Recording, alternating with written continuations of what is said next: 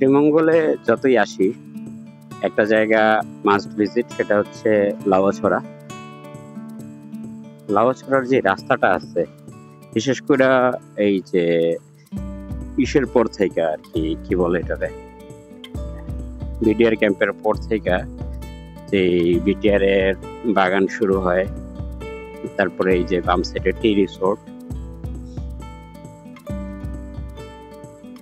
এই জায়গাগুলাই আর কি মূলত ভালো লাগার একটা জায়গা।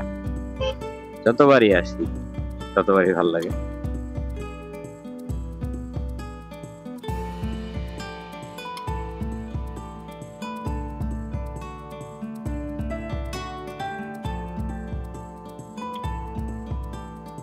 আর এই রাস্তাগুলায় বাইক আসলে স্পিডিং করে তেমন মজা নাই, কারণ মজা আছে, হ্যাঁ মজা আছে, বাট স্পিডিং করার থেকে ক্রুজিং করাতে বেশি মজা লাগে। বাইক আস্তে আস্তে জায়গাটার ফিল নিয়ে চালানো। স্পিডিং করলে কি হয় যে এনভায়রনমেন্টের কিছু বোঝা যায় না, এই কর্নারিং করা যায়, কিন্তু আস্তে আস্তে চালাইলে, ক্রুজিং করলে মনে হয় যে না, এনভায়রনমেন্টের সাথে কানেক্টেড ফিল করা যায়। এই হইলো দ্য গ্র্যান্ড সুলতান। ওদের ঢালাই কাজ, পিচের কাজ চলতেছে। কালকে আমি ড্রোন উড়াইছিলাম লাল পাহাড় থেকে, তখন আমি দেখি যে ধোঁয়া প্রচুর। বললাম কি ব্যাপার, কোথায় আবার আগুন টাগুন লাগলো। পরে দেখি যে পিচের কাজ চলতেছে।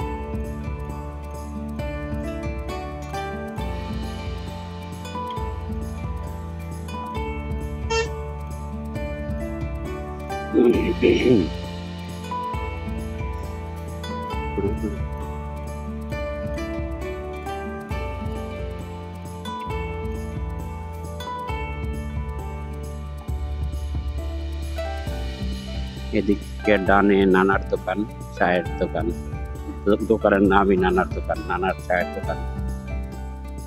রাত্রে পোলাপান খুব আড্ডা জমে, সবাই আসে। সামনে সাদ্দামের দোকান আছে, লারা চা আছে, বিভিন্ন জায়গায় অনেকগুলো চায়ের দোকান।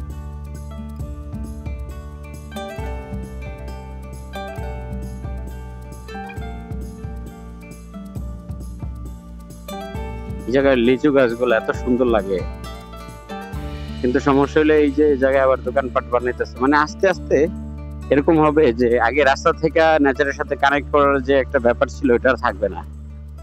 ঠিক আছে, এই জায়গায় আপনার দেখা যাবে যে সব জায়গায় একটা না একটা কিছু হয়ে যেতেছে, আর এইগুলোই দেখা লাগবে। সবাই বিজনেস, এটা হচ্ছে নেচারে প্রিজার্ভ করে বিজনেস করার যে একটা ওয়ে, এটা আসলে আমাদের শেখা দরকার। কারণ বিশ্বের বিভিন্ন দেশ এটা করতেছে, এমন না যে আসলে পৃথিবীর সব দেশই তার ন্যাচারাল এনভায়রনমেন্টাল যেই ব্যাপারগুলো হার্ম করে ট্যুরিজম বিজনেসটা করতেছে বা বিজনেস করতেছে, এরকম না। মূলত এই যে এটা হচ্ছে সাদ্দামের দোকান, এই জায়গা থেকে শুরু হয় লাউয়াছড়ার সেই বিখ্যাত রোড, যেটা বাংলাদেশে আমার সবচেয়ে ফেভারিট রোড সোফার।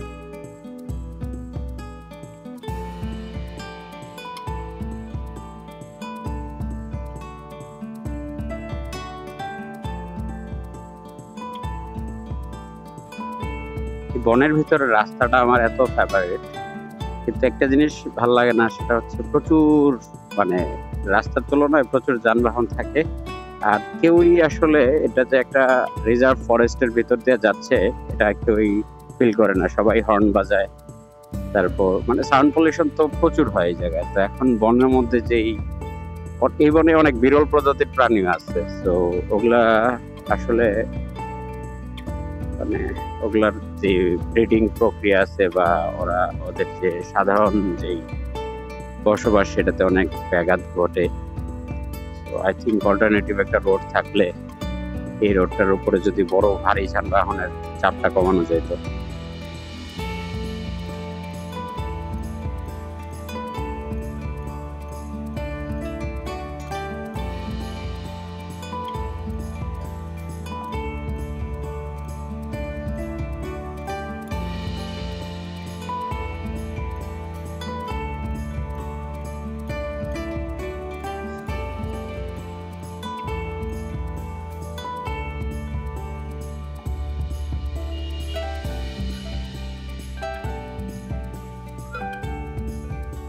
এই যে এই লাল এই যে ব্যাটারি বাইকগুলা রিসেন্টলি শ্রীমঙ্গলে ভাড়া পাওয়া যায়। সিলেটে সেম বাইক ইয়েলো কালারের পাওয়া যায়, কিন্তু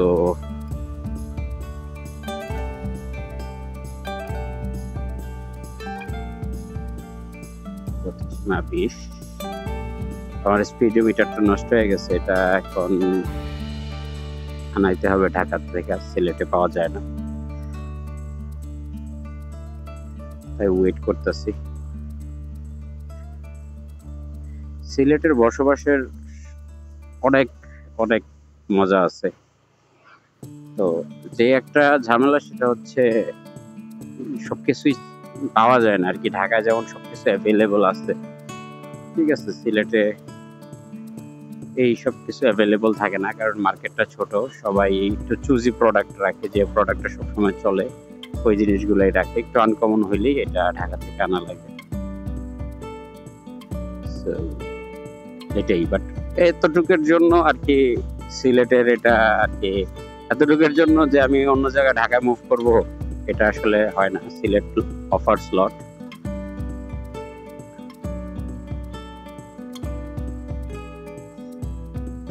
এই যে বৃষ্টির দিনে আস্তে আস্তে পাহাড় ধস হয়ে ওই জায়গায় দেখছেন ট্রাক গুলা জঙ্গলের ভিতরে ওভারটেকিং এই জায়গায় কয়দিন পরে পরে অ্যাক্সিডেন্ট হয়।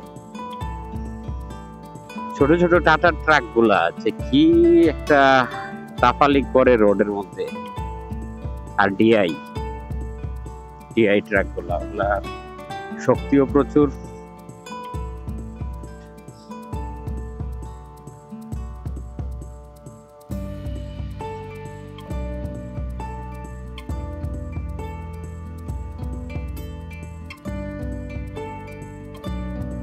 এই জায়গায় একবার আমি আর মাসরুর হাইটা যেতেছিলাম, হাইটা আমরা পিকচার ভিডিও নিচ্ছিলাম, তখন সাইড দিয়ে একটা হরিণ গেছিল, একবারে আস্তে আস্তে যাচ্ছিল, আমরা দেখলাম হরিণটা, দারুণ।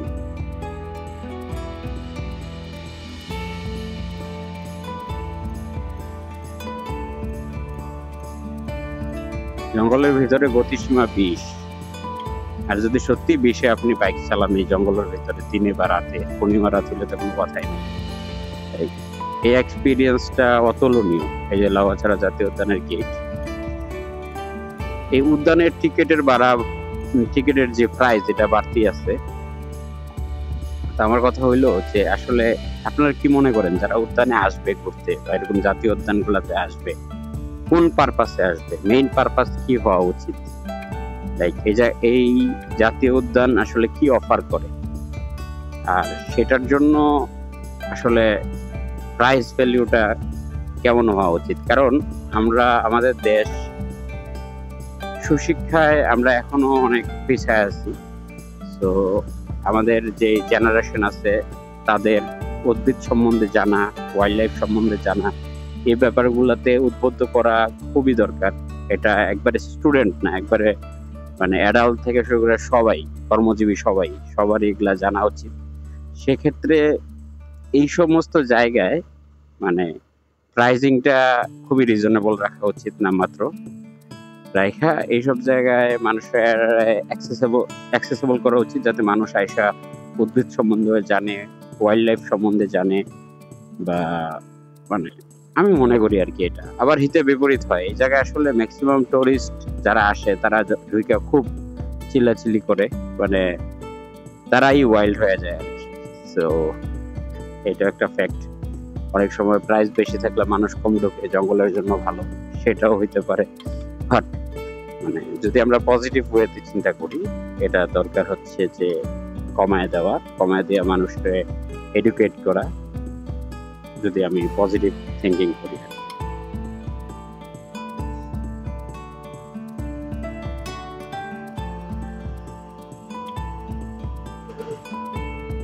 সিলেটের রাস্তায় যে কত সিএনজির অ্যাক্সিডেন্ট দেখা যায়। ওই দিন আমি শ্রীমঙ্গল আসতেছিলাম, যে এইবার শ্রীমঙ্গল আসার সময় কয়েকটা অ্যাক্সিডেন্ট দেখলাম।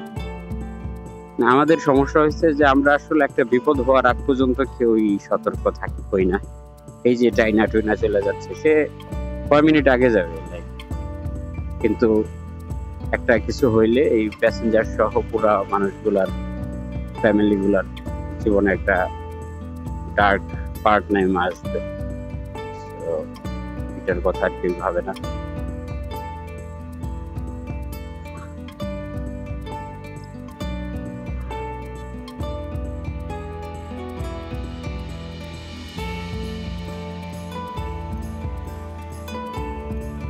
সামনে পুঞ্জি আছে একটা বাম সাইডে।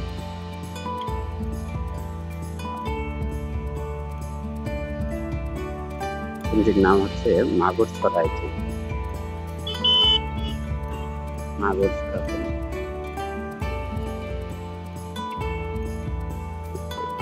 শ্রীমঙ্গলে এই যে লাল খোলা যে অ্যাসিড যেগুলা আছে এগুলা আসলে নতুন ট্যুরিজমের একটা মাত্রা অ্যাড করছে। এটা ভালো লাগতেছে আমার। মানুষ খুব খোলামেলা ভাবে নেচারের সাথে কানেক্টেড ফিল করে, খুব ভালোভাবে ঘুরতে পারে।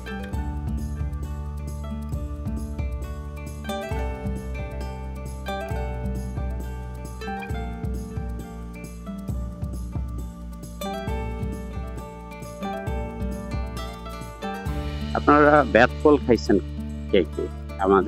আমার নানার বাড়ির এদিকে বেতফল বলে বেতুম। এটা মানে এটা একটা আর কি বলবো আঞ্চলিক ফল বা একটা এরকম, মানে এটা যে একবারে খুব টেস্ট এরকম কিছু না, বাট মানে আছে না, এটা আমরা খাইছি ছোটবেলা, এটার সাথে অনেক স্মৃতি জড়িত।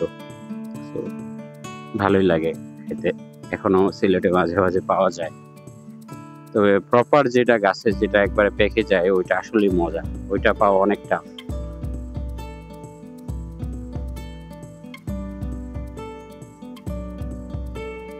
তবে লাউছড়া বার্ডিং করে অনেক মজা। খোকন ভাই, কাজল ভাই, ওনারা তারেক ভাই, ওনারা রেগুলার বার্ডিং করে, অনেক সুন্দর সুন্দর পাখির ছবি তুলে। এটাই মানে ইয়াং জেনারেশন যদি এইভাবে মানে মানুষের তাদের কাছ থেকে পজিটিভ ইনফ্লুয়েন্স হয়, যদি এইসব জিনিসে এখন বার্ডিং করতে গেলে সুবিধা কি, অনেক বার্ড বা অনেক ওয়াইল্ড লাইফ সম্বন্ধে জানা যায়, তাদের ইম্পর্টেন্সটা বোঝা যায়, তাদের প্রতি একটা মায়া জন্মায়, একটা কানেক্টিভিটি তৈরি হয়। এটা পরিবেশের জন্য অনেক ভালো, অনেক ভালো, অনেক দরকার আসলে। আমি যে ছোটবেলা থেকে একবারে এই যে ওয়াইল্ড লাইফের প্রতি খুব সদয় এরকম কিছু না, আমি পাখি প্রেমী ছোটবেলা থেকেই বা পশু পাখি প্রেমী ছোটবেলা থেকে, বাট এরকম না যে মানে মানে কি বলে এটাতে, যে মানে আমি কোনো সময় অন্যায় করি নাই, ছোটবেলা না বুঝে অন্যায় করছি। কিন্তু আহেরে শ্রীমঙ্গলে বৃষ্টি নেমে গেছে, এই ফার্স্ট বছরে আমি রেইন এক্সপিরিয়েন্স করতেছি। সামনে একটা ছাউনি আছে, ওই জায়গায় যেয়ে দাঁড়ায় যাবো।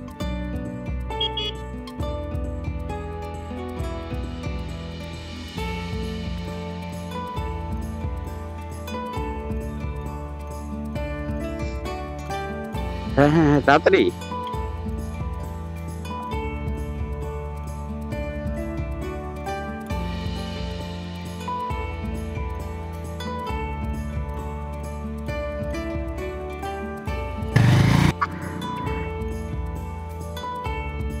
বৃষ্টি শুরু হয়ে গেছিল, আমরা 5 মিনিটের জন্য একটা পজ দিচ্ছি। বৃষ্টি সিলেটের বৃষ্টি হইতেছে 2-3 দিন ধরে, বাট শ্রীমঙ্গলে আজকে ফার্স্ট হইলো বৃষ্টি। আর আমি সিলেট থেকে আসার পরেই সিলেটে বৃষ্টি শুরু হয়েছিল। তো আমি ভাবতেছিলাম শ্রীমঙ্গলে কবে আসবে, আজকে এসে বললো। শ্রীমঙ্গলে পারফেক্ট সিজন, বৃষ্টির সিজন। শীতে বেশি টুরিস্ট আসে, বাট বৃষ্টির সময় ব্যাপারটা আরো বেশি জমে শ্রীমঙ্গলের বৃষ্টির সময়। যদিও বৃষ্টিতে ঘোরাঘুরিটা একটু মানে টাফ, বাট শ্রীমঙ্গলের এনভায়রনমেন্টটা বৃষ্টির সময় আসলে ফুটে ওঠে। এই গাছগুলোতে যখন আবার নতুন পাতা আসবে তখন আবার আসবো। কচি পাতাগুলো যখন থাকে তখন মনে হয় যে গ্রিন লাইট লাগানো আছে, খুবই দারুণ লাগে।